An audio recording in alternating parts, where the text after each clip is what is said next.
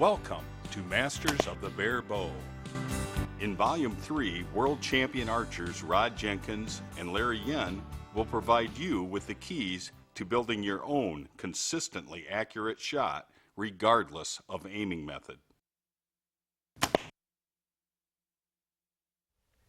You know, I'd shot a blank bail, or blind bail as some folks call it, for several years and never really understood what a perfect tool it is for developing one shot until I spent 3 days with Lynn Cardinelli. The blind bail, simply put, is just some sort of medium. Its purpose, its one and only purpose, is just to catch arrows. There's no target. It's all about learning. And say, for instance, if you had a kid that was wanting to learn to box, you wouldn't put him in the ring with a pro for the real thing, a real match. You'd put him on a heavy bag, speed bag, and he'd learn each aspect of his craft before he got in the ring. Same way with the blind bail. You can learn all the different pieces before you introduce the target to the shot. Most of the guys that I know learn to shoot a bow in absolutely the wrong way.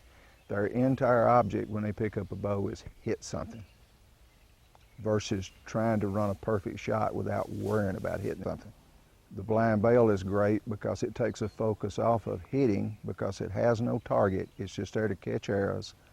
And we can focus on each individual aspect of our shot until we find our perfect position, groove it to the subconscious, and let the subconscious repeat it flawlessly every shot. Remember, when you're blank bail shooting, you have to resist aiming. All the focus should be on each individual aspect of your shot.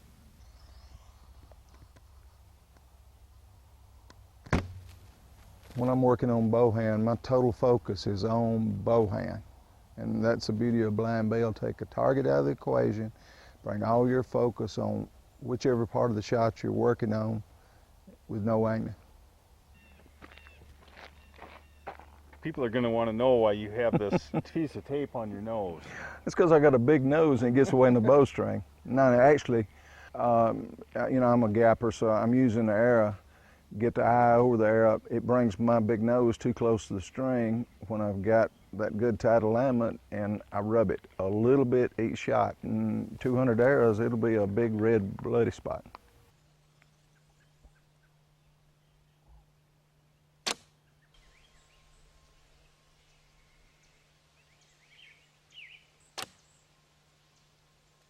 After we have everything grooved to the subconscious, when we go back to our point of trying to hit something, we're free to aim and aim only. I think Lynn Cardinelli calls it immersed in aiming. A lot of guys call it burning a hole. The main thing is we let the subconscious run the shot, and we're free to do nothing but aim with a conscious mind. When I'm working on the blind bail, I break it down to 7 individual drills and totally focus on each one of the parts of the shot during the blind bail drill. Our ideal stance is going to be feet shoulder width apart, relaxed, and balanced. Now, I'm not saying we can't cant the bow or go to different positions, but on the blind bail, let's get this one down perfect and then take it with us when we cant the bow or in oddball positions.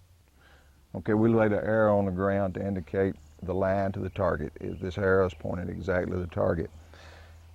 What Daryl's sitting in now is in a closed stance. He moves the foot forward to, this is a slightly open stance. During a blind bail practice, we can practice and experiment with each one of these positions to find one that gives us the best bow reaction.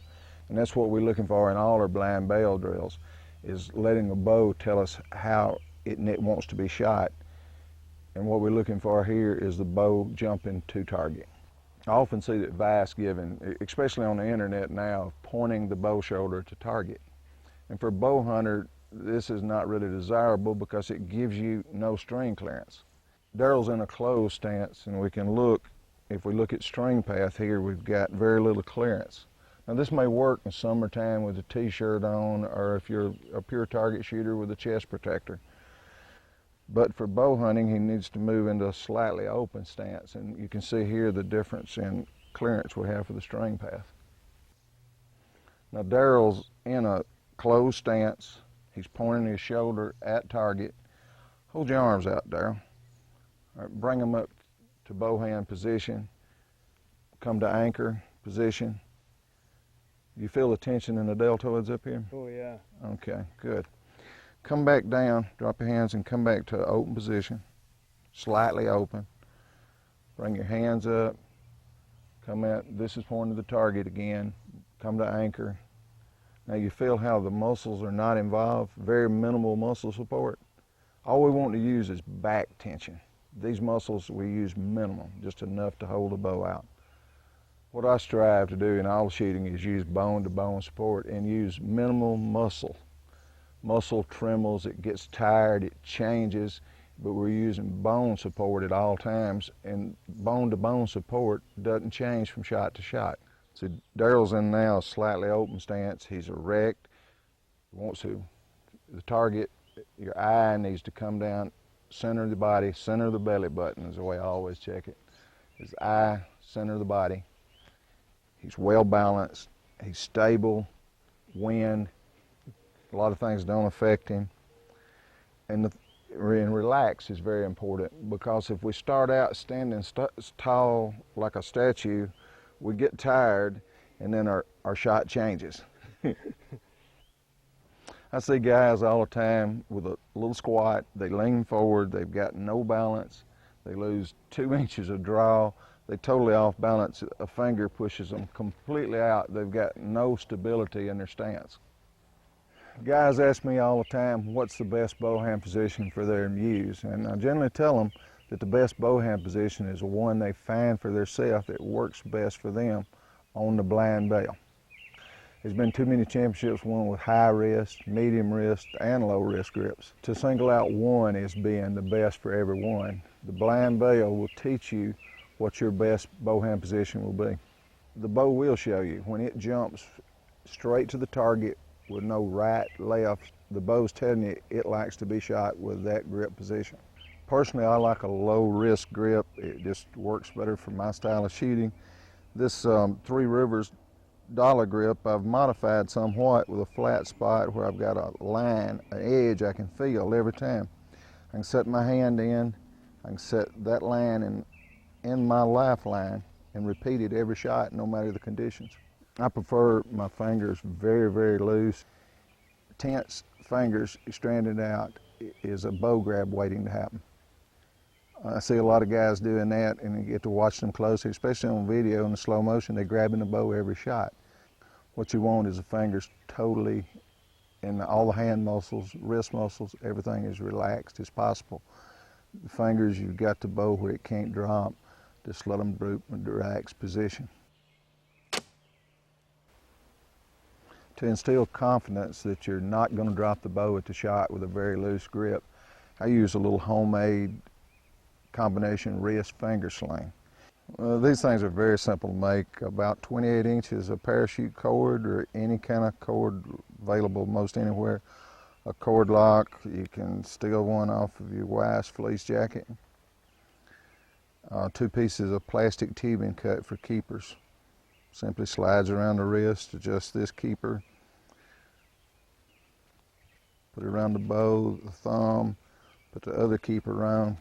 Gives you enough to let the bow jump, but no danger of it hitting the ground or jumping out of your hand. Don't be afraid to experiment with your bow grip. You can try a little deeper, a little more outside, tension high, tension low. Play with it. Find the place the bow shoots best. The bow reaction will tell you where the bow wants to be shot. You can play with your fingers loose around the grip this way. Some people grip the bow, you put the fingers over here to get them out of the way. Tuck in 1 finger, 2 fingers, 3 fingers, or like I do, you know, tuck all 3 and just loosely wrap this one around. Another thing that I like to do works is I always point my thumb at the target. It just orients me to center of target. And then after you find your bow grip, groove it in several hundred shots on the blank bail until it's grooved to the subconscious, and the subconscious will repeat it without thought every time you pick up the bow. I see guys getting advice all the time of never letting the bow hand move. And actually the bow hand not moving is a function of alignment in the rest of the shot process. What the bow does after the point that it jumps straight out and we reach conclusion makes no difference to shot. The arrow is clear of the bow, has no effect. I've seen Howard Hill quoted a lot of times as both hands do nothing. And I think Howard was right. Both hands do nothing. They do nothing extra to hold the bow in any position. Working out your best bow hand position on the blind bail and then grooving it will allow you, under pressure, to use that exact same bow hand position, whether it's a buck of a lifetime or a world championship shot involved. Okay, now that we've established our basic stance, we've worked out the bow hand on the blind bail to find our best position. It's time to find our best position for the fingers. Don't be afraid to experiment with different positions. This is the position a high percentage of shooters use, first joint. There's several good shooters that shoot deeper. Some shoot a little outside, even deeper. Some rest the third finger and draw primarily on the first two. Some get equal tension with all three. The important thing is for the wrist to be unbroken, straight, relaxed, using no more muscle than absolutely necessary just to hold a hook. A lot of guys shoot a glove and do excellent work with a glove. I prefer a tab. The reason why I quit shooting a glove is I was always either breaking in a glove or I was shooting a wore out glove. Their time frame when they're perfectly broken in is very, very short till they're beginning to wear out. I shot Cavalier Elite tabs for a long time, and they're great tabs, but recently I've been shooting a Soma. The Soma has a hook which, if you cup the string hand in at all, it digs in and tells you, without a doubt, you're cupping the string hand. It also has a pinky hook, which allows you to take some of the pressure off the third finger and get a little cleaner release. Experiment on the blank bail and let the bow show you again what it likes best. And again, the reaction we're looking for is the bow jump to straight to target. The draw is three parts: excessive pulling to anchor, balance pulling at anchor, and increased pulling to conclusion. Excessive pulling to anchor, balance pulling at anchor, and increased pulling to conclusion. Now we're going to talk about anchors. We need at least two. The anchor on the face can be anything as long as it's a hard tissue anchor. If you're going to anchor on a tooth, make sure it's on an upper tooth, because the upper jaw doesn't move. The lower moves up and down. People normally don't think of it in these terms, but your bow in relation to target is a second anchor. Along with your side of the face anchor, the bow, after you get full draw, it is anchored in the position. Now, however we aim, instinctive guys are locking the bow hand somewhere. Me being a gap shooter, I've got to point in a certain relationship to the target. After you get the bow in position and you get to full draw and anchor and it's too low, try to move it up. You know, it doesn't move, it's non-movable. It's an anchor. A lot of guys also, for another anchor, use the feather on the tip of their nose. I like to use a V, and behind my jaw is a third anchor. I have this V formed by my fingers. I drop it in behind the cheek. It lets me know that I've got this anchor solid, the corner of the mouth solid, my bow position solid. That's my three anchors. I'm ready to continue on with the shot. Anchors is another thing that you find for yourself, what works best for you on the blind bail. What we're looking for in anchors is not get variation between high and low shots. Our anchor with our bow hand and all the things we've worked out so far gives you no variation high or low. Right and left is all alignment and different aspects of the form, but our anchors, all we need is for it to be repeatable and exact, precise every time. The one that you can repeat under pressure in any situation is your best anchor. Okay, now we're to the expansion phase of our shot. For me, it's one of the most important and it's what I put a lot of emphasis on, and it makes or breaks any archery shot.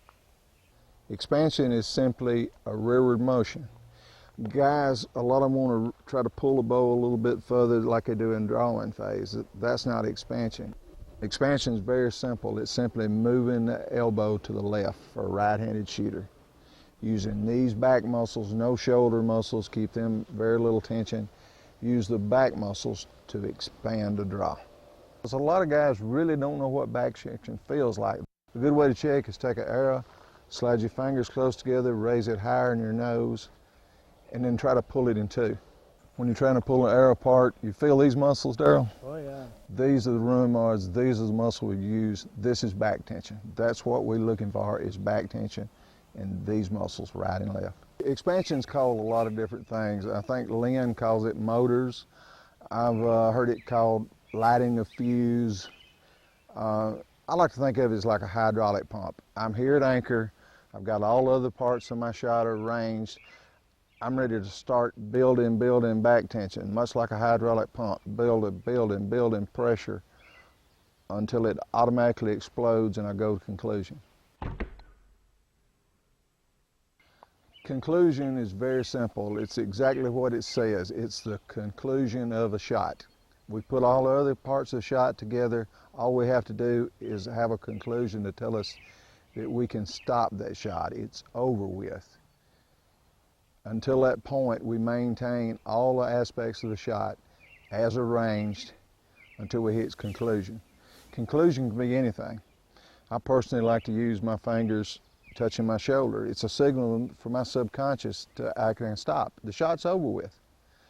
A lot of guys, especially bow hunters, use the side of the arrow hitting the target as their conclusion. Some guys use hearing the arrow hit the target as their conclusion. The conclusion, what you use as your conclusion, really makes no difference as long as it takes longer to do than it takes the arrow to clear the bow. You notice I nowhere in all the shot parts mention release, and I know of no coaches that speak of a release. The word release is an action. In an archery shot, the release is not an action. It's a result of properly putting a shot together. We come into anchor, we expand in, and our goal is to hit conclusion. When we go to conclusion, the release happens automatically with no fault between the expansion phase and the conclusion phase. Now it's time to introduce a bridge program to our shot sequence. We've got all our parts put together. The subconscious can run it because we've grooved them by repetition on the blank bell. The bridge is where we introduce a target to our shot sequence. What method you use to aim is not important. What is important is you be 100% focused on aiming at your shot. When we start our expansion, our subconscious is going to run the expansion for us. This is the time we aim. My thoughts is when I'm actually trying to hit something is bring my entire universe all the way down to one little spot and then try to pick out a molecule on that spot.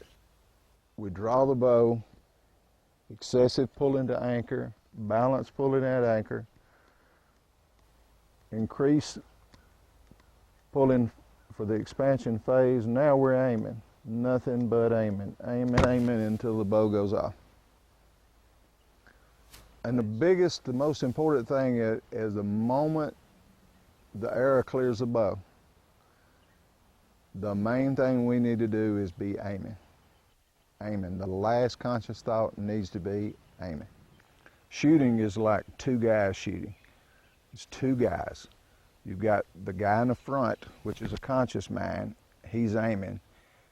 The guy in the back is a subconscious mind, and all his job is to run the shot. He can do it.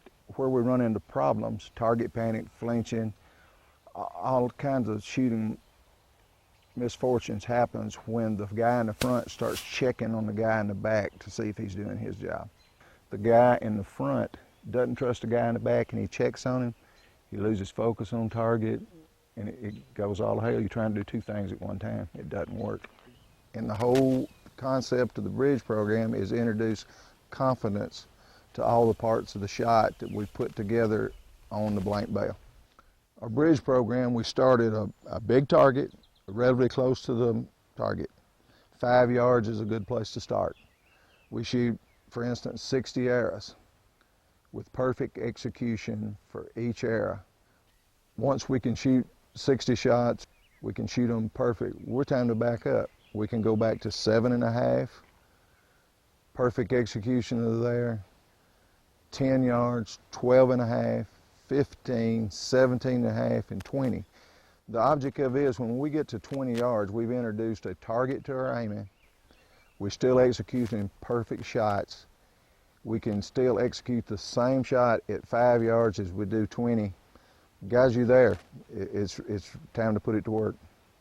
If at any time during our bridge program we have one shot that's not a perfect shot, not the shot we learned to do on the blank bail, and as a result of the aiming, we stop what we're doing, go back to the blank bail for the rest of our practice session until we have that part down perfect again.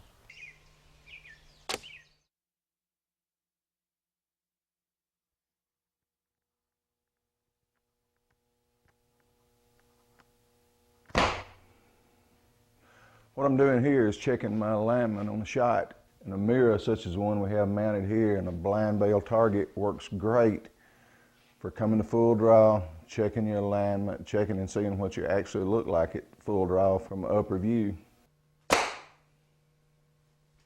When I have perfect alignment, my elbow will disappear behind the bow limb when the bow shot vertical. It's a quick, easy check from what is actually going on in the shot.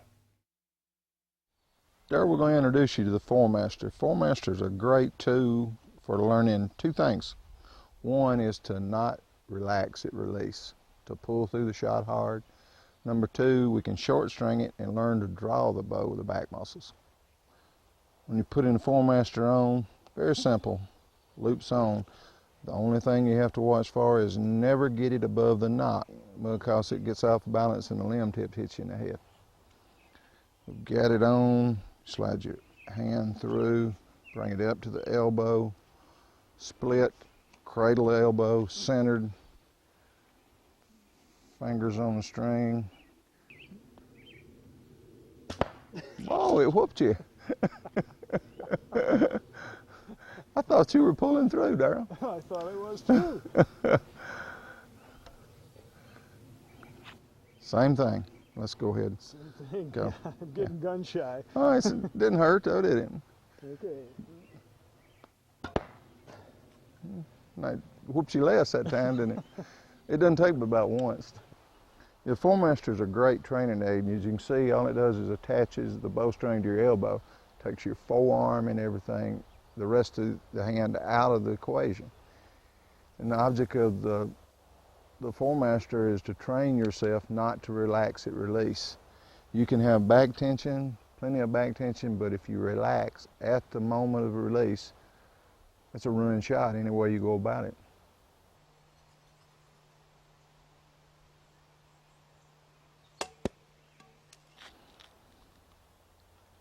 Foremaster shouldn't be used on bows above 60 pounds, and you want to adjust it, the little string, to where you've got about 1 inch of slack at full draw.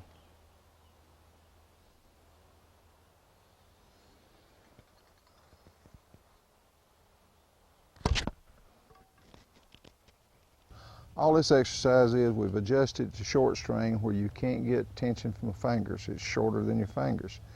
Now we're going to learn, instead of using recruiting shoulder, arm, forearm muscle to draw the bow, we draw the bow with our back to the beginning.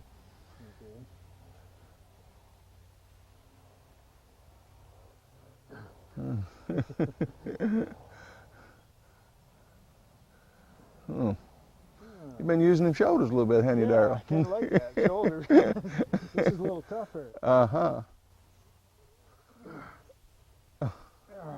Yeah. The only tension you need in the draw arm side, very little in the shoulder, exactly none in the forearm, and just enough tension to make the fingers hold a hook.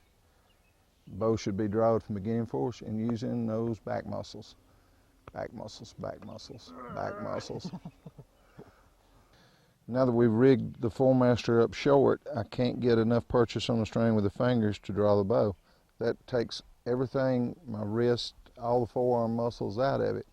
I'm having to draw the bow completely with my back.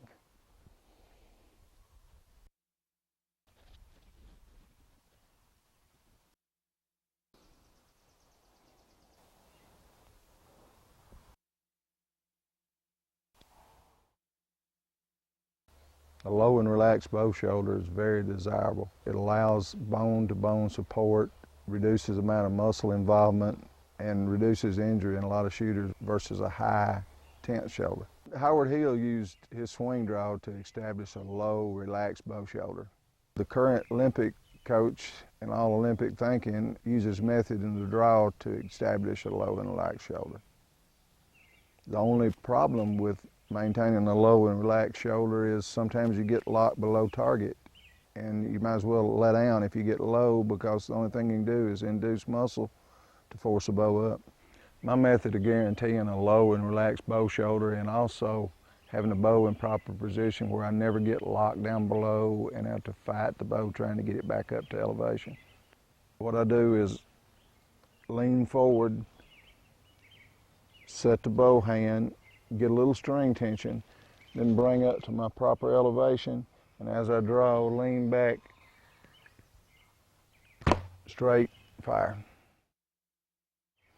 In the Masters of Barebow Volume 1 and 2, we covered all the primary aiming techniques. One that was omitted, and it's one of the oldest, is point of aim. Point of aim is actually drawing back an arrow, focusing on the arrow, where your focus is actually on the point, on a spot below the target. You know, some of the old timers in the field tournaments, they'd use a bright colored ball, and they'd know a distance in front of their target to place their ball. And therefore they'd draw the bow, put the point on that ball, and let the arrow land in the target. And one dirty trick of that age is when you went down to pull arrows, if you was standing beside a close competitor, move his ball if he wasn't watching. The biggest difference between point and aim and gap shooting is point of aim, your focus is on 100% on the arrow point. Gap shooting, your focus is on 100% on intended target, with the arrow point being in the secondary vision. Although I'm primarily a gap shooter, when I'm shooting targets that's past my point on distance, I convert to point of aim type shooting.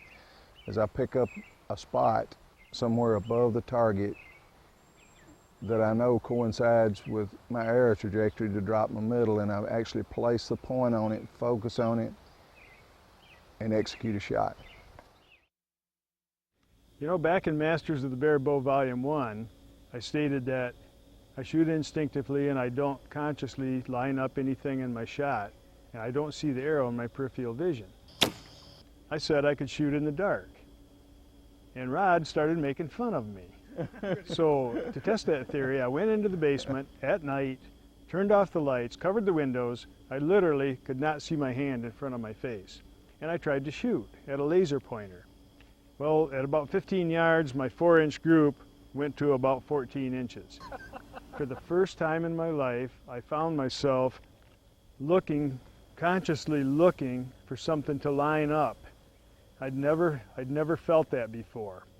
So I got to eat crow on that shooting in the dark business. I can't shoot in the dark. I need enough light for my subconscious mind to line up that shot. Rod's right. I can't shoot in the dark. Light, yes. Dark. Yeah, low light, yes. Darkness, no.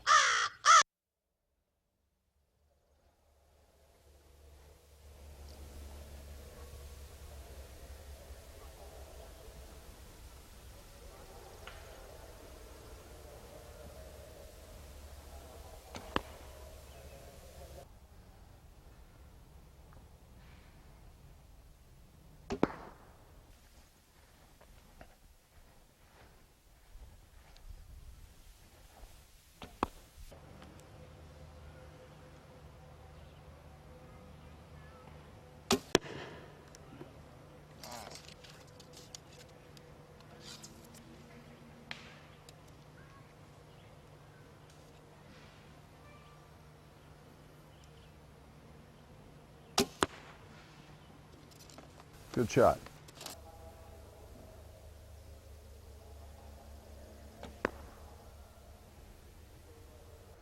Here we have Emily Termat from Wisconsin. Emily's 18 and an excellent archer already.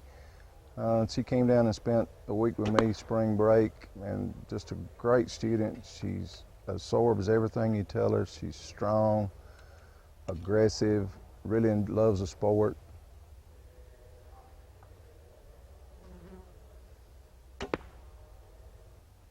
Emily's a daughter of Kevin and Sue Termat, which own and run River's Edge Recurves in Merrill, Wisconsin.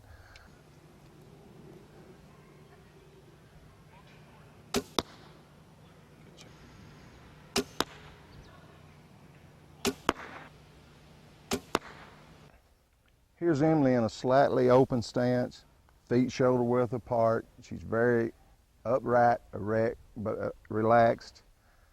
You notice Emily's got her hand in her exact position. She takes time to get it laid down.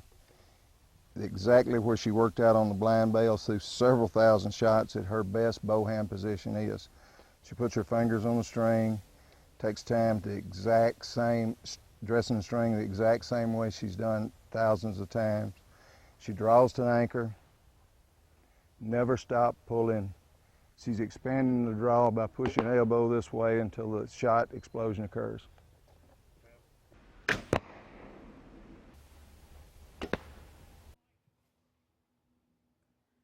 Okay, Emily, move your elbow this way, straight out, straight, expand, conclusion. Perfect. Good job.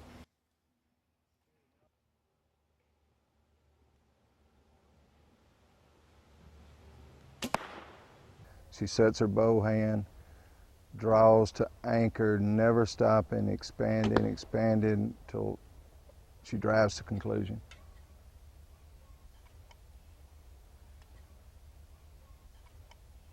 Just like clockwork, every shot. Pull hard. There. You're doing great, baby. Okay. Doing great. Yeah.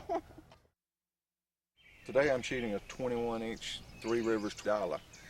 With medium limbs, it makes a 64-inch bow. It's a very versatile bow. It can change limbs or whatever limbs you're choosing in the right arrow combo. It works good for heavy game, light game, medium game, and also with a simple arrow change, it makes a very handy field bow. When I began bow hunting as a teenager back in the early 70s, deer weren't as plentiful as in recent years, and shot opportunities were rare. After a few clean misses, I set out to learn to shoot my bow accurately. I am a bow hunter, and being primarily a bow hunter, any and everything I do translates to being a more efficient bow hunter. My aiming method, form, and techniques, along with bow setup, are centered around bow hunting, which also have proven to be the most effective for 3D for my style shooting.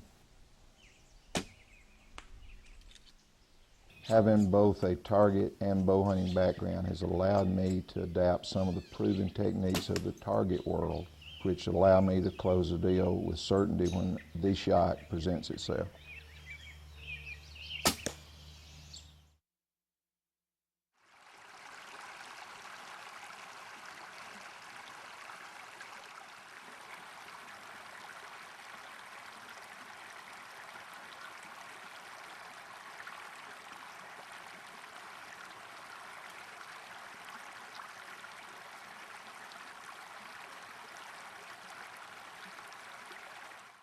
For many of us, the shot is a wondrous mystery, a black box of sorts where we don't quite understand what we're doing. What I'd like to do is open up that box, take a look at the shot, break it down into 7 elements, and work on each element. By breaking down our shot into 7 different elements, it gives us tools so we can better understand our shot and analyze it and work on it. And what we're hoping to do is to take those 7 parts and then put them back together and demystify the whole shot, so to speak, where we're building a confident shot, a shot that we understand, a shot that we can work on, and ultimately a shot that can perform when we need it to. The first element of the shot is the stance. And many of us overlook the stance, but the stance is actually very important to creating a stable platform for the shot and ultimately a stable shot. What you're looking for is your weight evenly distributed between your feet, about shoulder width apart, and weight slightly forward on the balls of your feet. There's two basic stances, and the first one is a closed stance, which means that your feet are lined up. So if you were to lay an arrow across the balls of your feet, it would be pointing at the target. And another popular stance is the open stance. And from a closed stance, if you were to take a step back with your left foot, then your stance now becomes slightly opened. There should be a slight flex in your knees, so you're not absolutely locked out and straight-legged, but just a slight bend in your knees.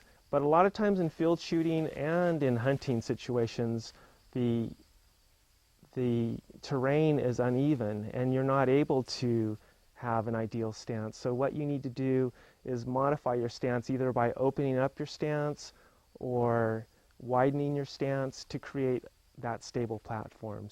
The second element to your shot is setting your hands into the bow and into the bow string. This is a critical part of the shot because how you set your hand into the bow and how you take hold of the string are the 2 points of contact that you have between you and the bow. In archery, there's the high wrist, the medium wrist, and there's the low wrist. It's been debated that the high wrist is the most accurate way to grip a bow because it's the least amount of contact that you have with the bow and you're less likely to torque the bow. But the problem with the high wrist is that it requires a lot of strength, and if your hand is at all fatigued and your wrist starts to break, then you've all of a sudden changed your grip and you get a different shot. What I'd like to recommend to you is to use either a medium or a low wrist grip, which means that you're allowing your hand to settle into the bow grip and be in a more relaxed stage where it's as if your hand was slippery or wet and settled into the deepest part of the grip. They've done some studies on elite archers at the Olympic Training Center, and they've actually found that they get better bone-on-bone alignment when their hand is more at a 45-degree angle to their bow. The 45-degree angle I'm talking about is in relationship to my vertical bow, but it can also be attained by canting your whole bow this way. Ultimately, what that 45-degree angle is in relationship to your shoulder and allowing your shoulder to be in the optimal position for the shot. And that may be why a lot of the legends in archery, Howard Hill, Fred Bear, have gone to that 45-degree angle because they're getting a more solid bone-on-bone shot. There's a couple ways that you can take hold of the string. The one that I recommend is the deep V, and that's when you set the bowstring at or behind the first crease or the first knuckle on your fingers.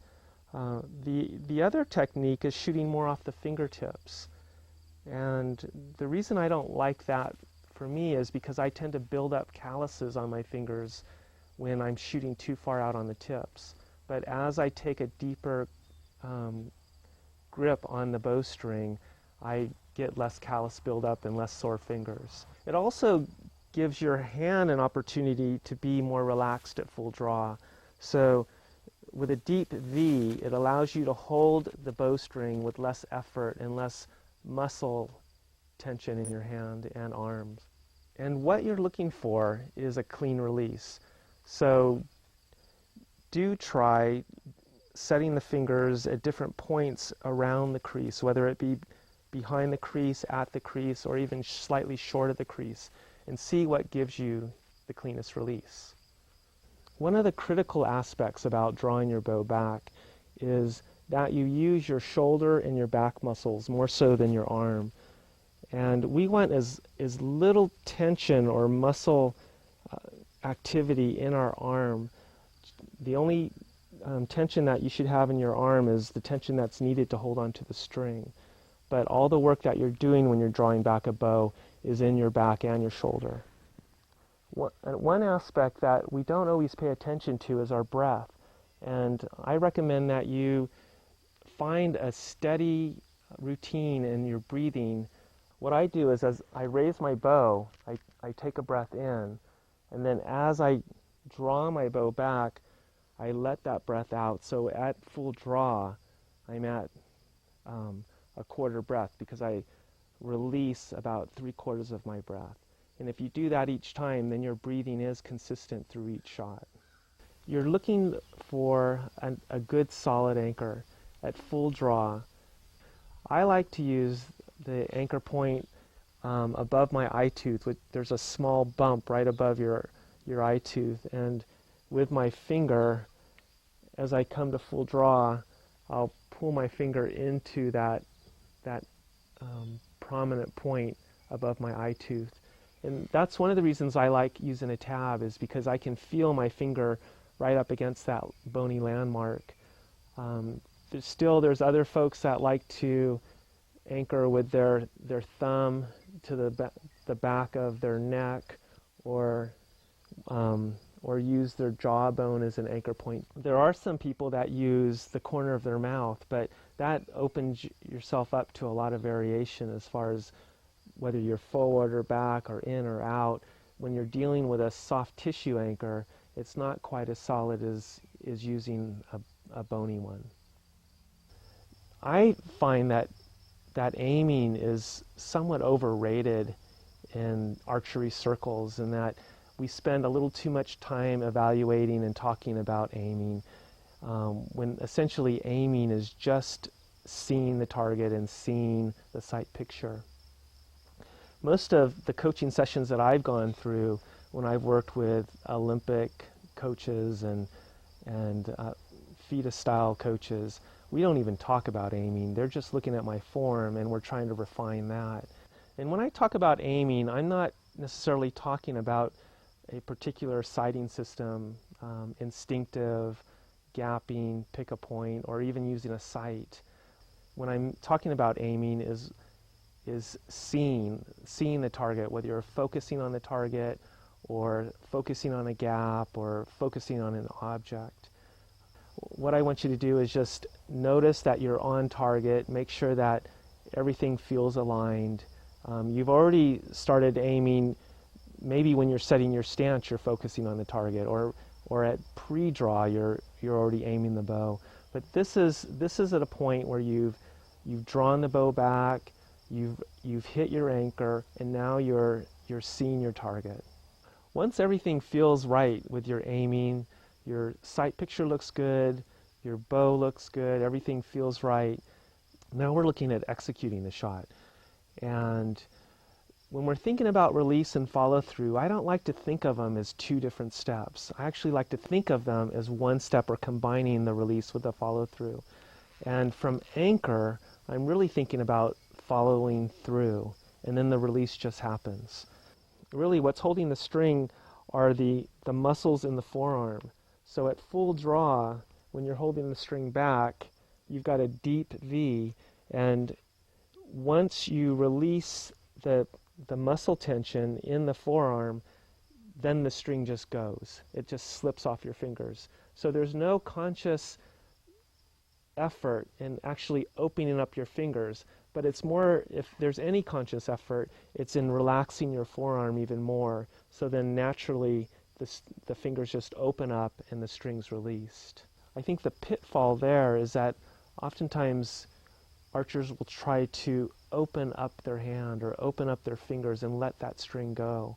If you need a mechanism to get you to release your string, then you want to start thinking about relaxing the forearm. But if you can get the shot to go off with just thinking follow through, to go from here to here, that's actually a better way, because the less you think about your release, probably the smoother it's going to be, and the more it's going to be a surprise where you're not anticipating it. There's a couple different ways that you can follow through upon releasing the string. One of the ways is a dead release. And what a dead release means is that when you let go of the string, your hand doesn't move off of your face. So you're at anchor, and then you let go of the string, and your hand stays put where it is. The other type of follow through is more of a dynamic follow through, which means that when you draw back the string and release, you get movement in your hand, whether it be a few inches to your ear or even more to the back of your shoulder. And that's a dynamic follow through.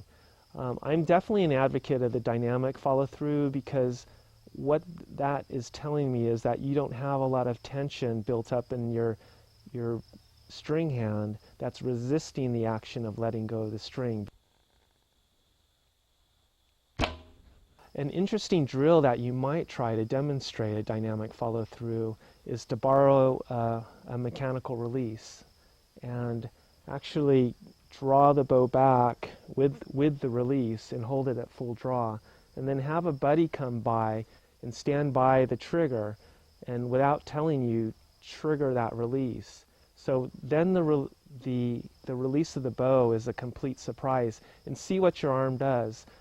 If you're drawing back and you're surprised, typically your reaction is a pretty dynamic follow through. I've seen plenty of guys shoot well with a static release or a dead release, and I've seen plenty of people shoot well with a dynamic release. So, do what works for you. What I am trying to have you build is a simple and efficient shot. So we've opened up the black box and we've taken a look at our shot, and we've broken it down into 7 elements to demystify the shot. But now let's do something with that. What I'd like to do is go over 3 basic steps to making your shot better, putting it together, making it flow, developing a confident, efficient shot. So the first step we're going to take is grooving the shot. And what we're going to use is a close bail here. You want a bail that's at least chest height, and we're going to start with a blank bail. This is your testing grounds, or your little workshop where you're going to work on the different elements of your shot and work at perfecting your shot. We're going to work on 3 different exercises here. First off, we're going to shoot blank bail, which means that there's no target on the bail, and we're just working on shooting shots that feel right. We're not judging the shots on where they hit, because obviously there's no target there, so we're not seeing or judging that shot by how close it is to the bullseye, but we're really judging the shot on how it feels. I'm feeling the draw, anchor, and follow through.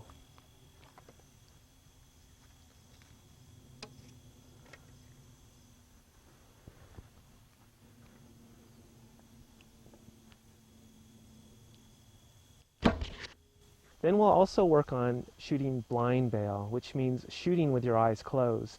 That can be a little scary at first. Actually, the first times I shot blind bail, I peeked a couple times just to make sure that I wasn't shooting towards the neighbor's yard or something like that, but just making sure you can open your eyes for a second just to make sure that you're aiming at the bail. But for the most part, shoot that whole shot with your eyes closed. Even the elite archers will say that the shot feels different. In fact, it feels better when their eyes are closed. The reason why people shoot a better shot with their eyes closed is because they have less distractions and their mind is interfering less with the shot. And then thirdly, we're going to do a blank bail shot where we're picking a spot on that blank bail, whether it's a small piece of hay or a little blem in the target, and focusing on that spot on the target. Not necessarily trying to hit that target, but just focusing on it. And what that's doing is it's giving you a sense of how the shot feels, but then occupying the mind and the eyes with some type of focal point. What you're doing is you're allowing some visual stimulus to focus on, but you're not introducing the pressure of trying to hit a target. Shooting close bail really gives you the opportunity to feel your shot, and it eliminates all those other variables, whether it's hitting the target, how windy it is, whether your buddy's watching you. Shooting close bail gives you a chance to understand the shot, work on it, tinker with it, and ultimately groove it. So it is just so ingrained into your shooting that you're reinforcing that perfect, fluid, confident, powerful shot. When I was first starting out in archery, I had the good fortune of getting put on a target with Jay Bars, who's an Olympic gold medalist in archery. And one of the things that he shared with me that day was that before he shoots a tournament, he works on close bail. And so he warms up on a close bail where he's just shooting good shots. So whether you're getting ready for a tournament or heading out to your tree stand, I think shooting at a close bail and just grooving your shot pay dividends as far as your performance that day. So close bail is not just for developing your shot or when you're first getting started, but even further on down the road, if you start having problems, your shot starts breaking down or something's not quite feeling right, get back to the close bail and work on those drills. Do blank bail and blind bail and pick a spot on a blind bail and work on grooving that shot or getting that shot back. With our close bail work, we can really take a close look at each element and work on it and refine it. But the other thing that we can do with close bail work is to take all 7 elements and join them all together and have them flow into a good working shot. It reminds me of the other night when my son was practicing his violin and he was playing each note of the song as best as he could, but it sounded really disjointed, and at the end of it he said, you know, that Mozart guy just did not know how to write music. But what he was moving towards was taking all those notes and blending them into a song or into music. And that's what we need to do with our 7 steps. Not think of them as 7 separate steps, but thinking of them as 7 points within a song or 7 notes that just flow along and everyone almost blends into the next one. And what you end up with is a shot at the end. Now we're going to work on strengthening the shot. There's a drill that we can do that can build your physical strength in shooting the shot and also build your mental strength in the shot as well. It's actually an exercise that I call the sustained draw. What you want to do is draw back the bow like you normally do, but when you hit anchor, you sustain your draw and you hold your draw for 10 seconds. You should continue drawing your bow. You should continue using your back tension. After 10 seconds, let the bow back down, recover, then draw back again, holding for a sustained draw for 10 seconds. Use that as an exercise not only to build strength in the shot, but then also that's deprogramming you from rushing or shooting sooner than you think. It's teaching you that you can hold at full draw. After 10 seconds, let back down and recover. And then the third time, draw back the bow, do the sustained draw for 10 seconds, and then shoot the shot. If your bow is too heavy, you may want to just do 1 repetition. And then the other option is to get a lighter bow if it's available, and then work up to your hunting bow. What the sustained draw exercise will give you is strength, control, and confidence. There's a lot of guys that don't think that they can hold. Once they hit anchor, the arrow's gone. And this drill is even more so geared towards them, because this exercise will train you and teach you that you can indeed hold. It's an empowering thing to feel like you're in total control of your shot. Let's work on enhancing your shot now. And the key to great archery is back tension. If you can discover proper back tension, it's going to literally transform your shot. We're going to work on some drills that hopefully can move you towards developing good back tension through your shot. The first element that I'm going to talk about is called the double anchor. We've already talked about our anchor, or the anchor point on our face, but I wanted to discuss more with you about developing another anchor in your back. What I'm talking about is, as you come to full draw and as you're continually pulling that bow back, your back muscles are going to get to a point where you're not feeling a whole lot more movement, and your scapula or your shoulder blade is going to get to a point where you feel it shift and then it locks into a certain position. And that's the anchor that you're looking for. The way we're going to implement the double anchor is by adding it into our already existing 7-element shot sequence. We already have the first anchor, which is anchoring on our face. Then we have the aiming element. And then after aiming element, we're going to put in the back anchor. By adding in another anchor point, the second anchor point, what we're doing is we're shifting the emphasis or focus on the back anchor.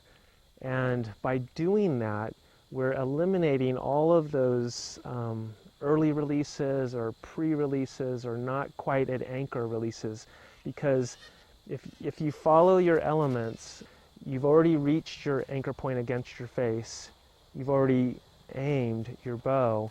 So now you're just developing your back tension.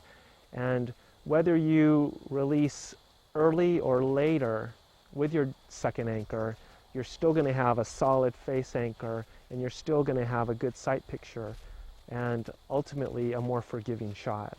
For me, that second anchor feels like coming to full draw and driving my shoulder and back muscles back to a point where it actually stops moving, and I can actually feel my shoulder blade move out and stop. We're going to have Daryl just act like he's drawing the bow back and anchoring on his face. And what you want to do is have a buddy just place his hand up against your elbow, and not on the point here, but just towards that back section.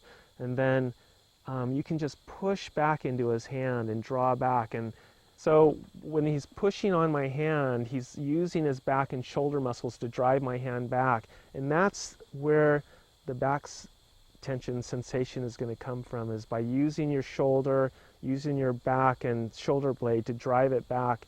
And the other interesting thing is he's not pulling straight back towards me this way and elongating his draw, but what he's doing is pushing back and around, so his elbow is almost coming back and around towards me this way.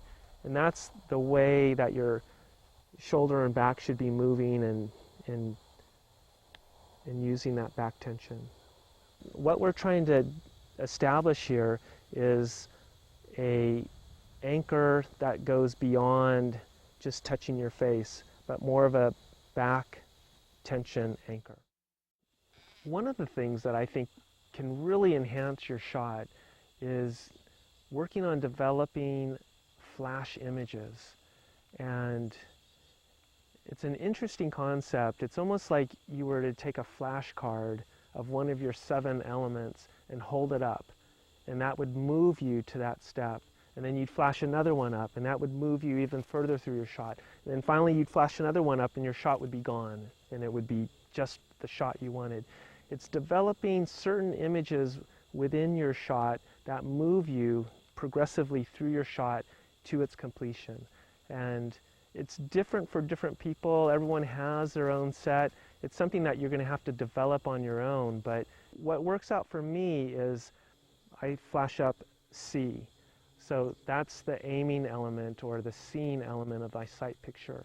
Then I flash up back tension anchor or back anchor. And then finally, my third flash image is follow through. And if I just do C, anchor, and follow through, it moves me through my shot and I end up with a powerful, confident, efficient shot.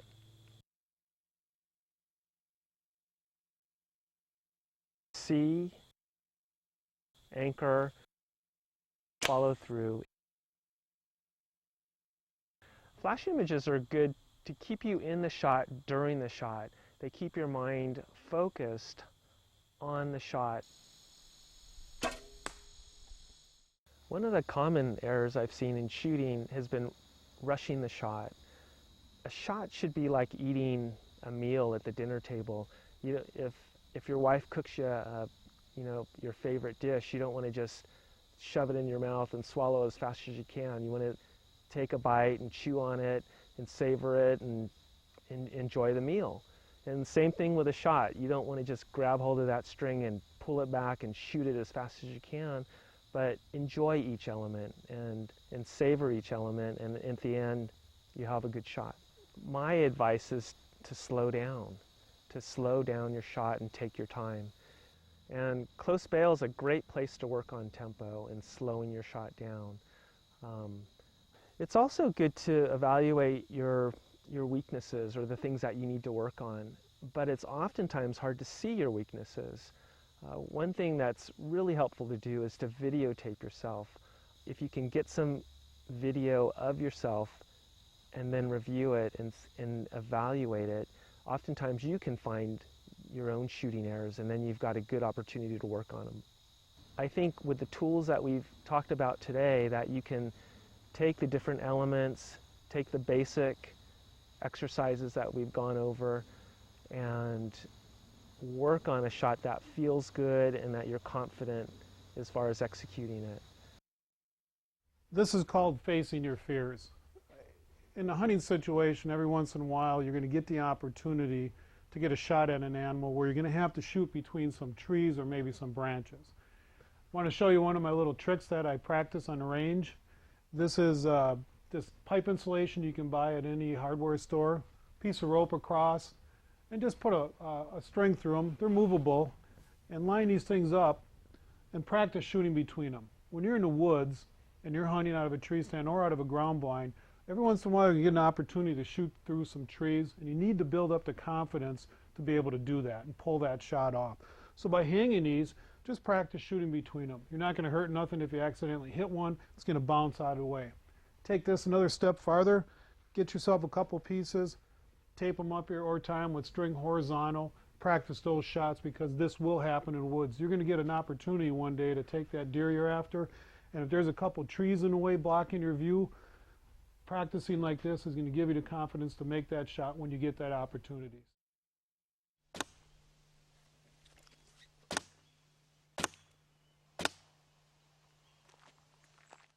Target panic is all mental. Target panic is, they say, is either one of two things. It's either the fear of missing or the fear of hitting. And either one will just drive you nuts. A number of people have switched to left-handed. Right-handed archers switched to left-handed. Fred Bear talked about that to overcome target panic. He actually switched sides. There's different variations of target panic. My particular form most of the time is, there it is, shoot, let it go, come on. And by the time I go through that mental process, it's a wonder I can hit the backstop. But everybody has a different form of target panic, but the bottom line is you work through that, keep shooting. It will disappear on its own the more confidence you have in what you're going to do. But that's what target panic is a fear of success or a fear of failure. And it's all mental. I've had target panic twice, and both times we brought on back success. My first time was after my first World Championship. The second time, after my one in 2004, they both were a year of pure terror. You know, when you get to the point that you can't do what you know how to do by a monster inside your subconscious. And it's hard to explain because on an indoor dot target, a bullseye target, I don't have target panic. But I love shooting 3Ds, and that's what I want to do well. So on 3D ranges where the target panic strikes you, it's an evil little booger that gets you what you like the most. I don't know that there's a cure. You know, there's a battle, but I don't know that there's a cure. You can control it. And I don't want to tell everybody that there's not a cure. I know how to battle it. I battle it today, big time here. I've had better success controlling target panic by mentally deciding that I wasn't going to beat myself, that I would hold the air as long as I needed to, shoot my shots, take my lumps, and believe me, it's tough going to local tournaments and getting a beating when you're a world champion. But you keep working on your shot, and score doesn't matter. You work on your shot, accepting nothing less than perfect shots till the subconscious starts to accept it. That's the only thing you're going to take is perfect shots. And it eases off. You watch it all the time. Make sure you get in situations, big crowds, high-level competition.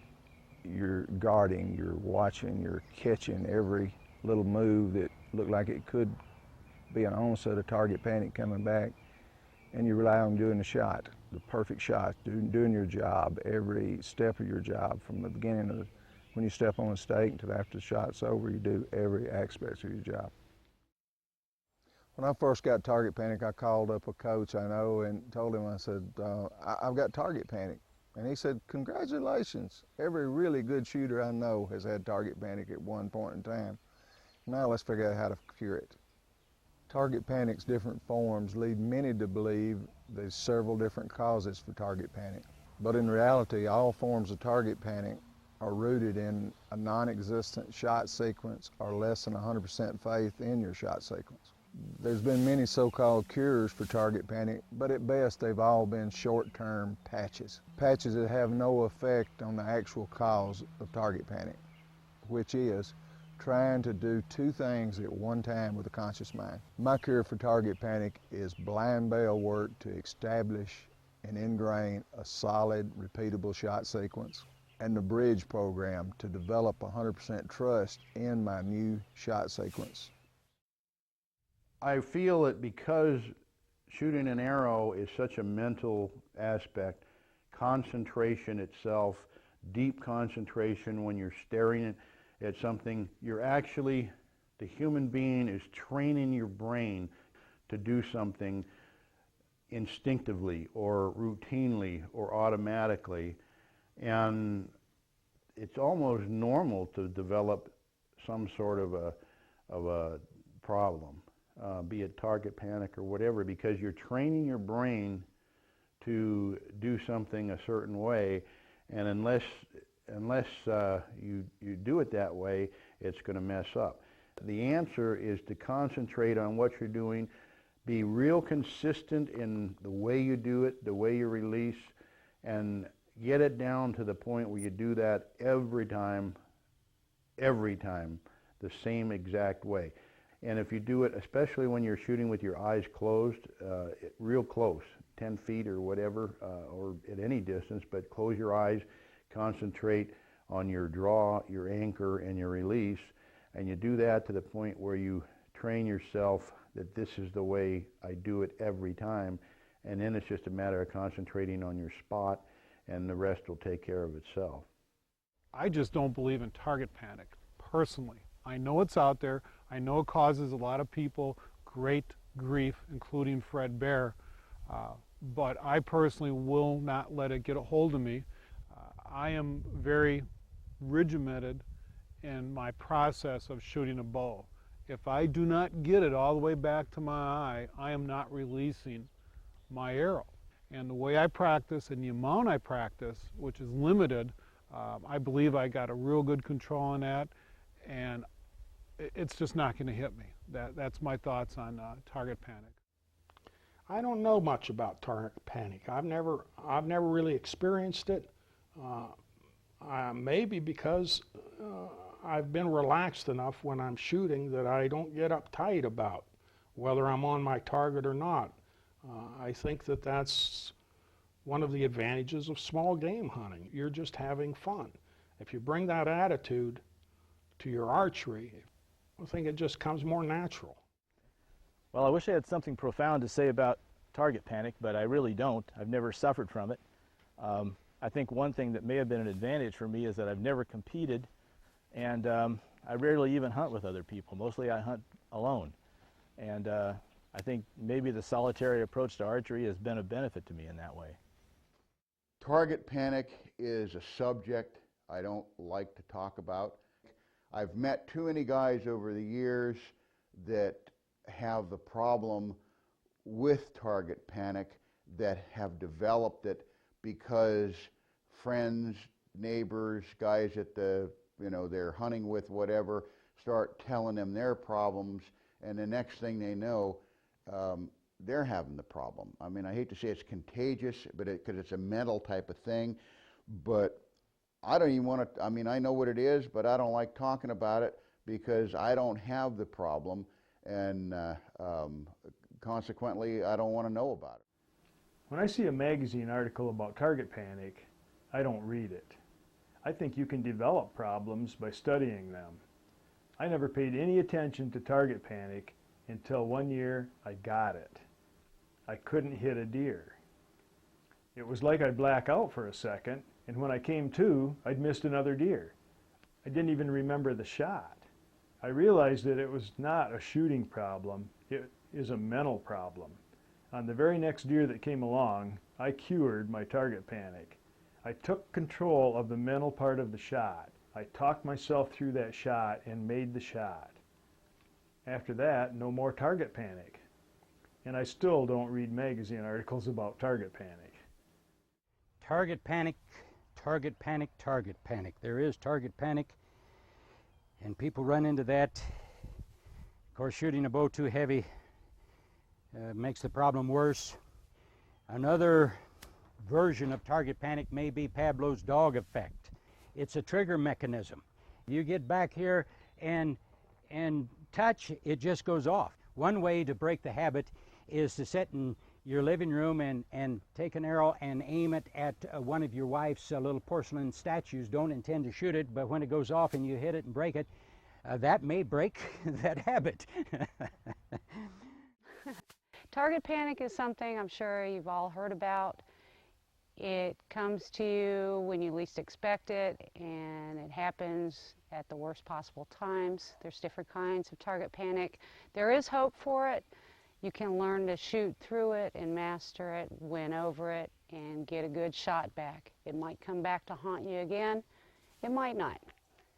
Just keep on plugging away, and as long as you love the sport and you want to overcome the problem, you'll be able to do it. I've heard a lot of guys talk about target panic. I can't even say it. Target panic. I've been really lucky. I don't think I've ever really experienced, although I get a little panicky every time I make a shot at an animal. Your heart's pumping, adrenaline's going. I mean, there's nothing like shooting under pressure. I try to practice in pressure situations. I like to have, friends with me when we're all shooting together and a little competition. It really helps you become a better shooter when the pressure's on. Target panic is an important issue to some folks. I haven't personally had a problem with it. A friend of mine told me that the reason I don't have target panic is I don't think when I shoot. And perhaps when you don't think about what you're doing when you're shooting, you don't have a process, you just do it, you're less likely to have target panic. I have never had it. I know it exists in very extreme forms in people. But I believe the reason that I don't get target panic is I consciously aim and unconsciously release. I have a little voice that says now, and I don't question it. I spend the time aligning, however much aligning it takes, aligning the point arrow where I want it, And that little voice in the subconscious mind will say now, and I just release. I don't try to get a better target picture. I just try to get the best one and let it happen. And I think that's why. I think as you're constantly trying to correct your aim point is when target panic occurs. It's mainly caused by, I believe it's caused by fear of missing. And it's really a short in your brain. Your brain tells you that you're going to miss or you can't hit something, so you can't get to full draw or you can't anchor and hold and aim because of this fear of missing, so it locks you up. I've seen people struggle with this problem for years to overcome this, most of the time without success. There's only one thing that I've ever seen that can cure target panic just about every time, and that's a clicker. They've got them now that goes on the limb of your bow. We used to have the ones that went on the riser and the arrow went underneath the clicker. But it allows you to come to full draw because your brain knows that you're not going to release that arrow until the thing goes click. So you come to full draw and you anchor, then you push and pull, push and pull, push and pull, click, and you release. And it's really the best cure that I know of for target panic. Missing is maybe shooting 4 inches to the left of the bullseye that you're aiming at. That's missing. When you have a game animal come in that you really want and you shoot 2 feet over its back at 12 yards, that's not missing, that's panicking. These shooting problems affect all archers, but is most prevalent in traditional archery due to the fact that you're continuously drawing the bow and continuously increasing the weight, therefore increasing the anxiety and the stress. And it causes that syndrome of hurry up and get rid of it. So we call it the hurry up and miss problem. The clicker can be used as an aid to help an archer create a shooting platform that in many cases for the first time allows an archer to be able to draw his bow, anchor his bow, and aim and shoot with the confidence of knowing that he's on target. Clickers and draw checks are not a new invention. They've been around for many years with FIDA archers and Olympic-style archers. A way of measuring when you are at your proper draw length. It's been written that Art Young, for example, drew his hunting arrows back till the broadhead touched his finger. That's just another example of trying to create consistency in your shooting platform. Mounting the cricket is pretty versatile for any bow, whether it be a long bow or recurve. It's got double stick tape on it that pretty much sticks to any surface. And you can mount it high, you can mount it low on the bow. It's just your preference. It works either way. After mounting the cricket to the bow, you can adjust it with this chain here with a link in it, which you can fine tune it either way. I would suggest, running the string through your bowstring and pulling it out slack. And at that point, put it pretty much in the middle, and you'll draw the bow back roughly to your anchor, and it'll slip through and get you close to where you want. At that point, you can knot the string or serve it here onto your string, then take care of the fine adjustment with that. The whole purpose is to draw, anchor, aim, create back tension to let that clicker click and go off, and let us know when we're at full draw so that we can shoot.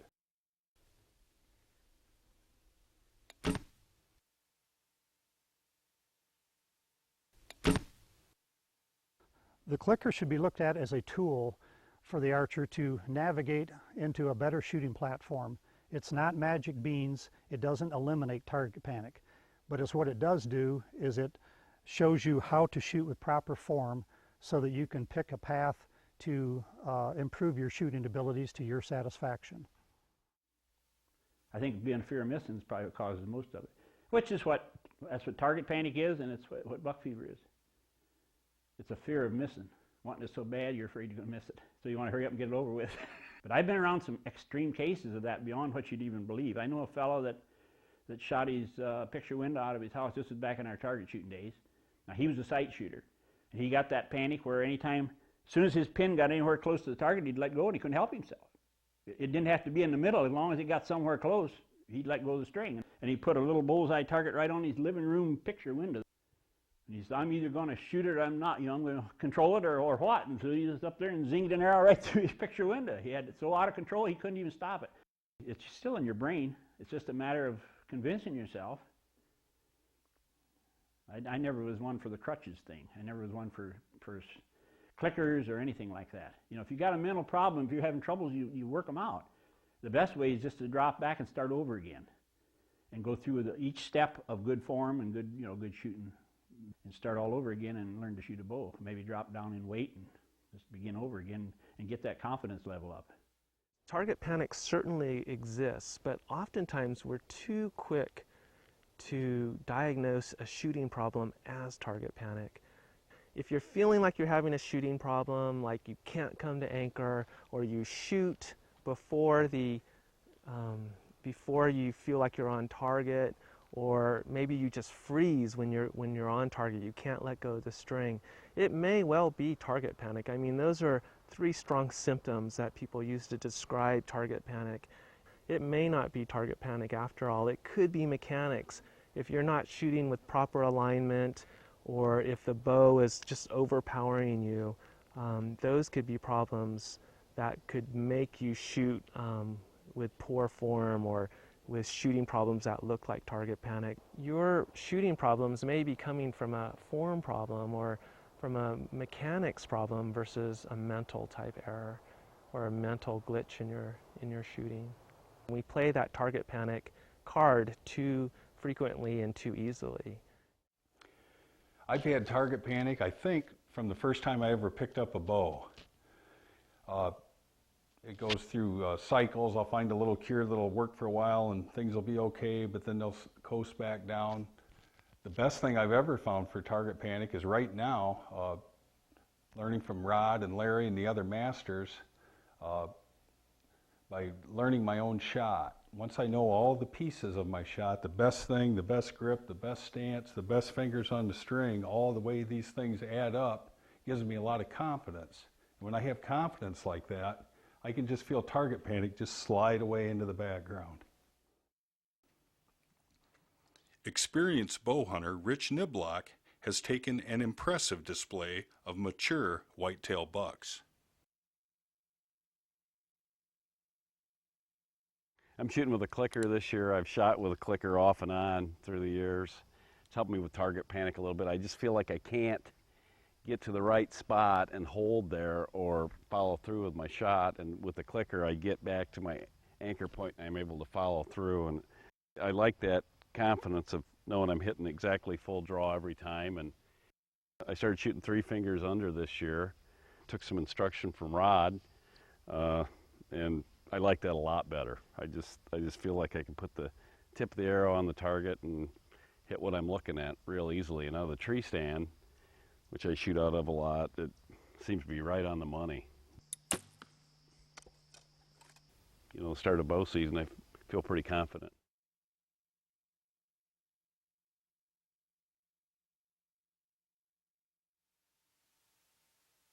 Longbowman Denny Sturgis Jr. has successfully bow hunted across 4 continents. A regular contributor to several national bow hunting publications, he is also co-owner of Traditional Vision Quest. Using the knowledge gained from the masters, Denny has taken his already proven shooting style to a deadly new level. And besides that, he's just a heck of a nice guy.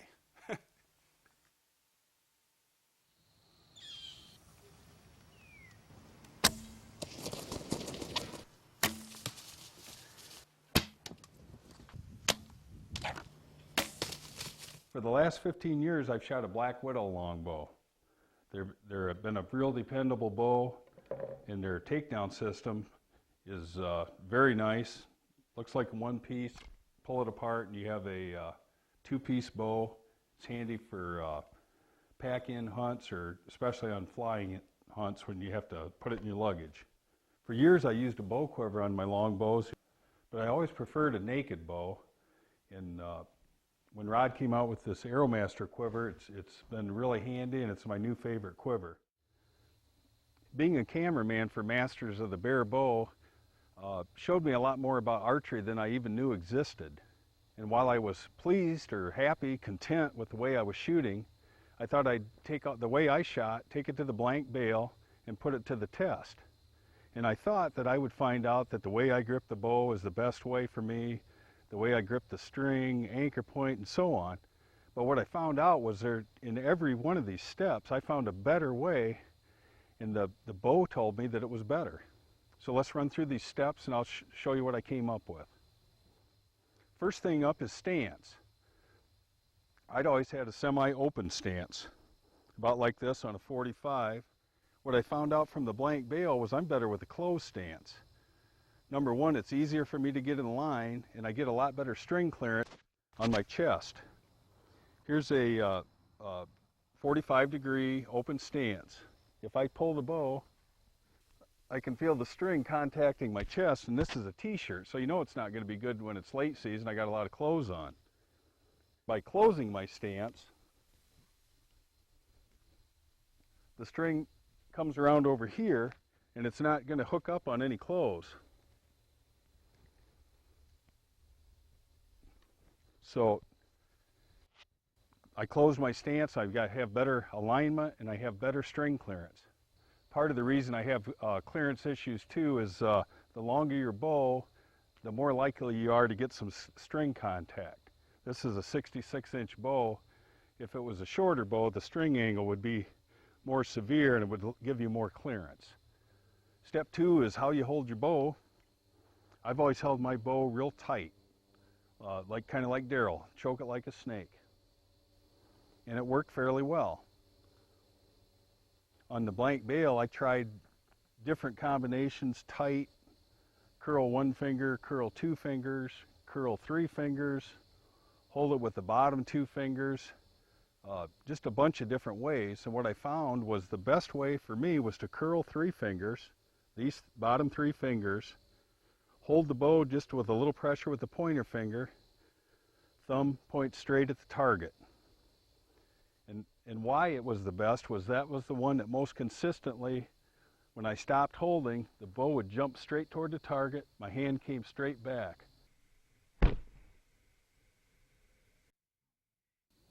Another thing, I used to be a fan of a leather grip or a rubber grip on my bow handles, and I think this let me torque the bow and I wasn't even aware of it. Both Rod and Larry and several of the other masters said that a bow should slide into the same place. You should be able to shoot your bow even if it was slippery or greasy. And again, on the blank bale, I removed my leather handle, tried it, and I prefer the smooth bow now. It's easier to get the same consistent positioning. So this handle's sitting on the same piece of skin that's in line with the bones, and when I'm at full draw, it's easier to hold it and control it and be more consistent. A key element to any good shot is having a solid bow arm. For years I got away with murder because I had a decent bow arm. I shot a buffalo a couple of years ago in Australia. It was a perfect example. You can see my hand fly out and the arrow goes a little bit right, but not as bad as it would have if I'd had a weak bow arm and just shanked the whole thing away. So part of building a good forgiving shot is having a real good solid bow arm. I've shot split fingers since I was 3 years old. I'd never tried 3-under.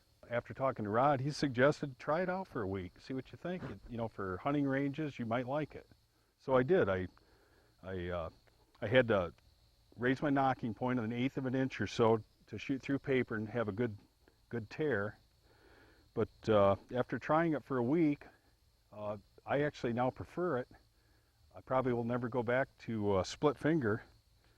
The reason I did switch to 3-under is because the closer the arrow nock is to your eye, the closer your point on range is. With split finger and the same anchor, my point on was about 40 yards, and I had to hold under up at my normal hunting ranges. With 3-under, my point on is about 20 yards, and it's still on the animal from 0 to 35 yards. So that's what the main reason I switched to 3-under, is because it gets the tip of the arrow on the target at my most common hunting ranges. I use a Black Widow tab now. This is a 3-under model since I switched to 3-under. I'm now like this. I'm in the groove on the top. I'm out of the groove on the bottom. I'm past the groove on the middle. A little bit of an angle. But again, I tried different ones. This one consistently came off the string better, easier. The bow reacted by jumping at the target, not the left and right. Drawing the bow. I've always been a pre-aimer. I like to get that bow right up and have it aimed, and also a minimum of movement. To draw it, it's just a push-pull, and you know, you're not getting a lot of sideways movement for game animals to pick up. The problem with this was I would do it and pull straight in when I did it, and what it did, I think part of my pre-ignition problems was having that drawing it here, and it's a little harder to draw on the blank bail. And with Rod and Larry's help both, I now draw, instead of straight back like this, I draw more out. I transfer the load to my back earlier, and I don't feel like I want to let go of it because it's not lined up yet. So I still aim it before I draw it, so when I draw that it will be on target, but my drawing hand comes out and back in. So I used to draw straight back like this. I now transfer the load to my back earlier, and while the tip is still where I want it, the back of the arrow comes out and then under my eye, like this. Okay, anchor point. I used to anchor with my middle finger and the corner of my mouth. That's a soft tissue anchor. Thought it was great. What I found with some blank bail training, I'm better off with a hard tissue anchor, and I ended up the same place Ty Pelfrey talks about, by putting the C formed between your pointer finger and your thumb right behind your jawbone.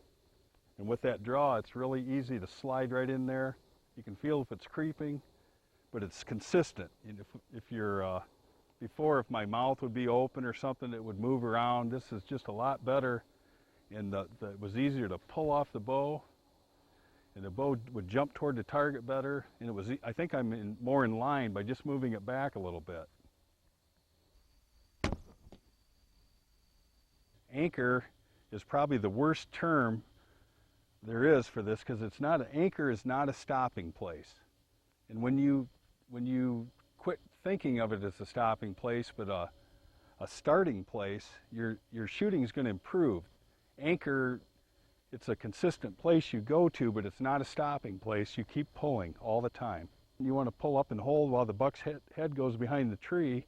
You want to be able to pull your bow to full draw, keep the tension on. It's not a resting place. You're still pulling. And when he comes back out, you pull even harder and pull it off. You want me to do a slow?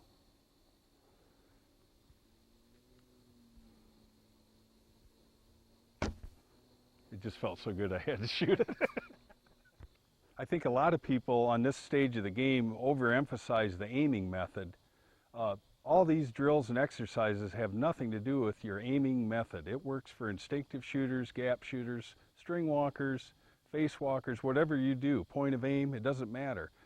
Form is going to give you a great shot no matter what your aiming method. And the aiming method really doesn't even enter into it. In fact, these coaches, they don't even talk about aiming. That's a given. You try them all, and the one that works best for you is the one you use. The aiming and the releasing of the arrow and the conclusion or follow through, this is where Larry and Rod start to differ a little bit. Larry's aiming, but he's doing it secondary. He's checking his form in his present mind, his subconscious is running the aiming for him. Rod believes in the opposite. He's immersed in aiming. Your conscious mind is on aiming and aiming only, and you're letting your subconscious run your form and run the shot. I can see why both ways work fine. As far as myself, I'm probably more immersed in aiming than anything, but I can also see Larry's side. If I'm up and I feel target panic creeping in or a little doubt, I might think about form or my conclusion to get through that rough spot. But I would say I'm 90% aiming and maybe only 10% on form if with my conscious mind. Although my favorite aiming method is the gap aiming method, I prefer to call it a subconscious gap. I don't have to think 25 yards or 50 yards. I can do that and say, okay, I'm point on it such and such and raise it up. But I can also just pull up, look at what I want to hit, and the arrow will settle right there. That's the subconscious part. I think the subconscious is a very strong tool for a hunting archer. Release. A lot of coaches don't even like to talk about release because when you start thinking about it, you start initiating it and making it happen, and you shouldn't do that. It should just happen. I think a lot of us think of this and boom, we want to pull straight away from the target, but it's not that kind of a movement. It's a back tension movement, a circular almost. Al Henderson said, try and touch the archer behind you. And when you start thinking of it like that, it becomes a lot easier to come off the string. One of the things that gave me problems was anticipating the shot. I would initiate it with my fingers. And when you do that, your hand flies out. For me, I usually pulled everything and I hit to the right. By making it a circular motion and pulling like this, my hand won't go out. It's coming in, like if you watch Larry in slow motion, his finger slides right under his ear. And same with Rod, it comes back, boom, it hits here. It's not like this. You don't want your hand to fly out and then back. I'm exaggerating it a little bit, but if you can just let it pull it right off the string and come around like this, you get rid of that plucking. When I touch my shoulder, come around, touch my shoulder, that's my conclusion now. Larry talked about flash images to aid him in shot execution and concentration. I picked up one along the way too that I use. It's from Rod Jenkins. Rod pulls to anchor, he's expanding, and bam, the bow goes off. And when I think of bam, it helps me go to my conclusion. I get a mental picture. Bam, bam, bam, bam.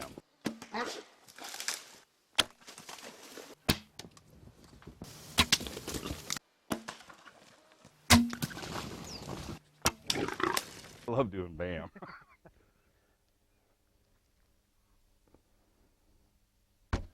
Bam! With blank veil shooting, your results might come in one day. You might have a eureka. I found the perfect conclusion. But chances are it's going to take a number of days, weeks, maybe even months.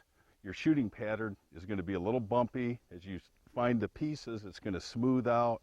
But when you find all the pieces, you're going to have a nice smooth line, and it's going to aid your shooting in the field or on the range. Don't make the mistake of assuming your broadheads fly like your field points. It just is good sense to shoot a few broadheads before season to make sure they're tuned perfectly.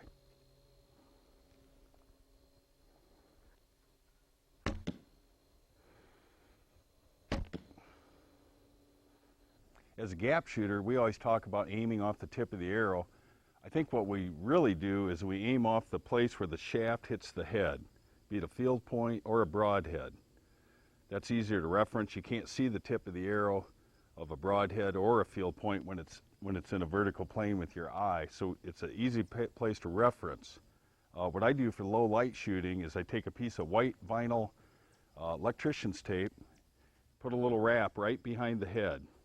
In low light, it's easier to see the white band on the arrow and execute a good shot.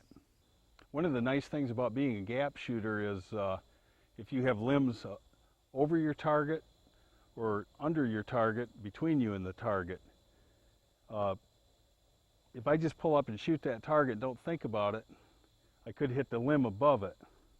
But when I pre-aim, I pull up and I look at it, and if there's a limb close, I can look at that limb and say, would I hit that limb? If I wanted to hit that limb, where would I aim?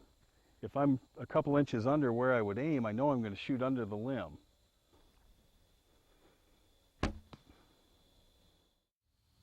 Canning the bow seems to be a hot topic these days. A lot of people think, well, he shoots with a vertical bow, that's target style. I don't agree with that. I think as a hunter, you ought to be able to shoot with a dead vertical bow or canted bow like this, or even flat. There's going to be a time you need all of those. If you don't feel comfortable with a vertical bow, you're going to give up a lot of shot opportunities. If you're in a tree stand, say this is a tree right here and I want to shoot out the back of the tree with a vertical bow, I can. Same thing on this side of the tree. If I have to camp my bow or I feel uncomfortable with it, I'm going to give up a lot of area in a tree stand or stalking or whatever. The key to canting is whatever position your bow is in, keep your head in that position. Shooting moving game is very doable. The key is you have to practice. And we're not talking about running, blind gallop game, but game that's walking or trotting easy in close range. A walking deer is going to be making a little noise. It's not going to hear the little things and not nearly as apt to jump the string or move out of the way. The way I shoot game moving or targets moving is to pull up on the target, looking at the spot I want to hit, and then I swing with it. And as you follow, you get the speed that you need to lead the animal and just let it happen. If you pull up early and try and shoot ahead of the game and time it, it's just not going to work nearly as well.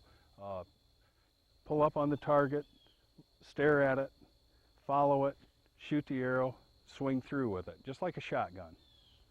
As you practice this, you'll be amazed at how accurate you can get.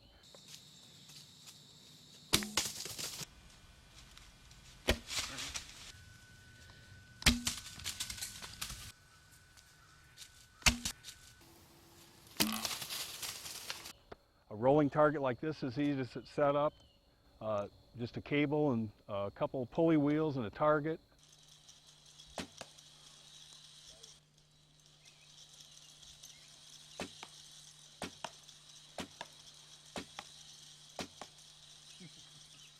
You can take a ball and kick it.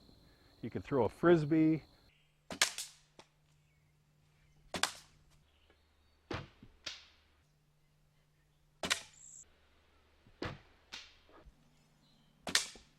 A pop can tied to a fishing pole is a great way. Cast it out there, get out of the way so no one gets shot, and reel it in for your buddies. You'll be hitting things in no time.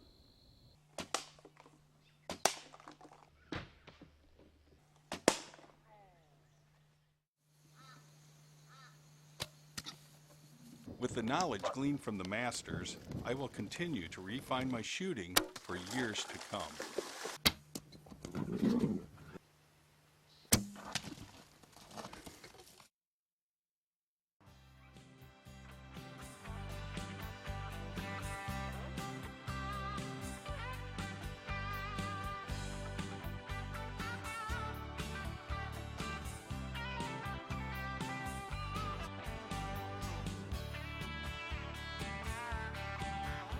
Traditional Vision Quest would like to again thank all the shooters and coaches for their valuable contributions.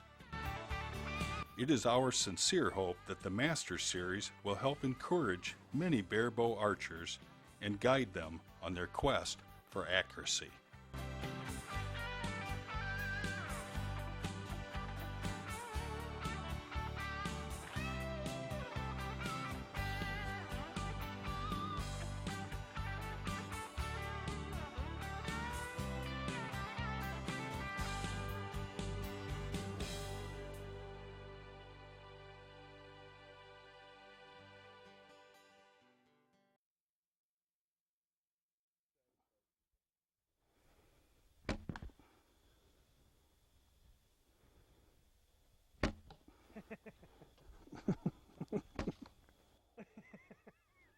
They're all dead. What the heck?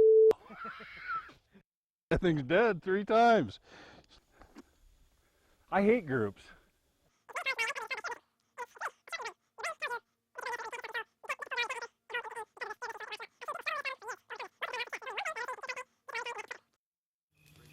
Since 1957, Black Widow has been delivering quality custom bows to archers around the world.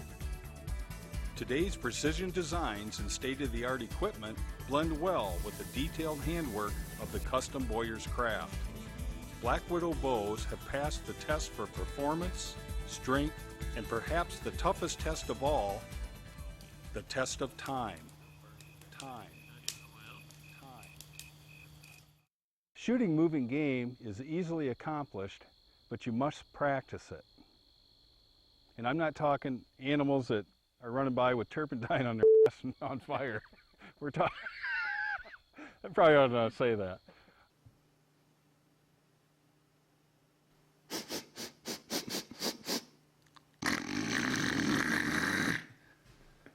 Stupid.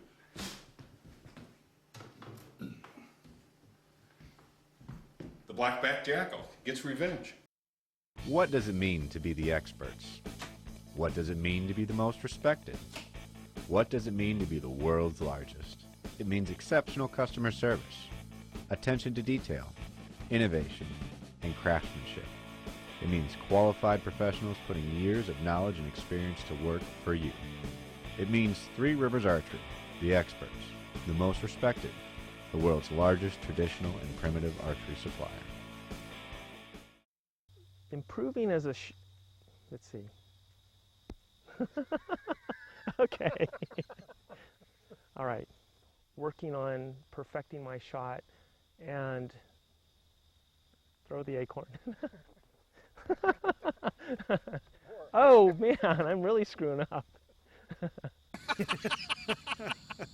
don't know, let me check here. My hair okay? Yeah, slick it down. Okay. Like the eyes that take aim. Like the arm that draws back.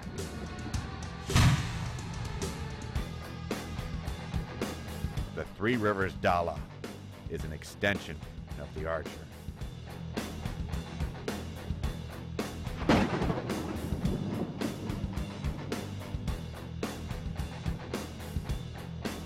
The Three Rivers Dala. Not gonna beat on me, are you? No. Okay. Oh. And then we're going to put them back together and put them back in the box and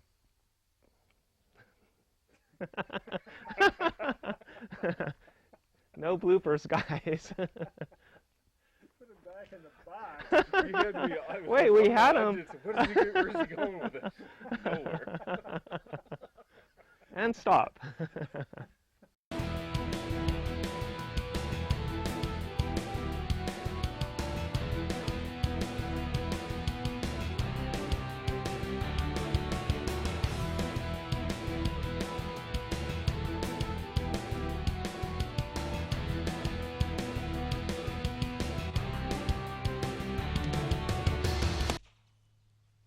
Predator.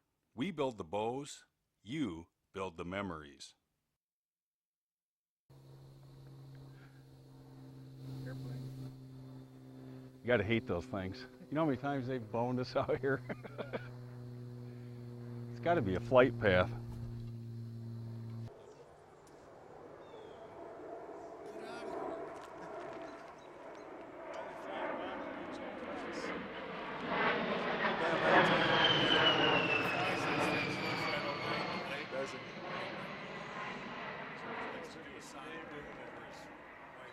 You ever hit one of them things fire them cannons? They can't hide from it. They can't run from it. They can't escape it. No animal on the planet is safe from the world's deadliest broadhead. The woodsman. The woodsman slices through hide and punches through bone, like no other broadhead on the market. Put the woodsman in your quiver and experience the power of the deadliest broadhead you'll ever shoot.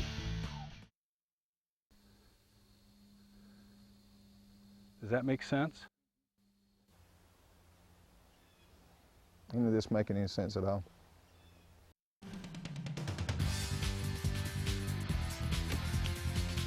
TradGang.com, the world's largest traditional-only cyberspace campfire for bow hunters. Join us at TradGang.com.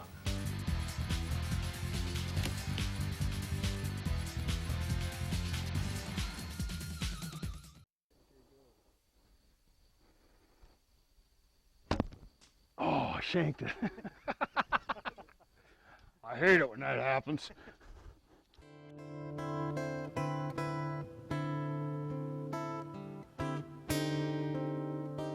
Special thanks to Sitka, turning clothing into gear.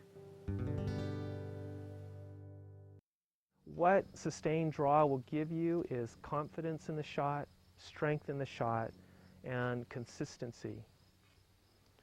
What were our 3 words again? Strength, control, and confidence. Which one did I leave confidence out?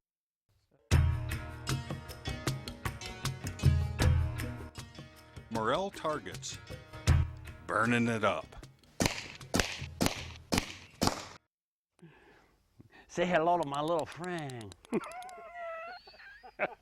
If I pull the bow, I can feel the string hitting me right here on the man titty. Should I not say man titty? Is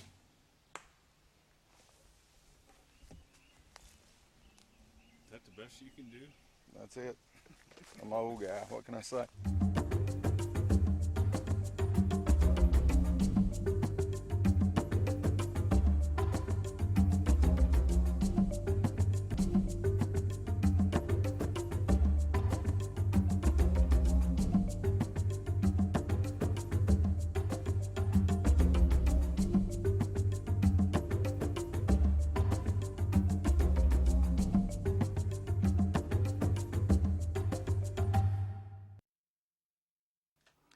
Rod Jenkins is available for archery coaching and shooting clinics. Never stop pulling. She's expanding the draw by pushing elbow this way. Conclusion, back muscles. Back muscles. I just got a little nervous there and I forgot everything. It's starting to take a hold. Believe me, everybody The we've been target panic. NAA and NFAA Master Coach Len Cardinelli coaches all levels and disciplines of archery. So what you talking about? Comedy. Comedy. Here, I'll show you. All right. Get your bow arm up. Get that damn head off. Come on. Draw it. Elbow back, back, back, back, back. Oh, yeah. Okay.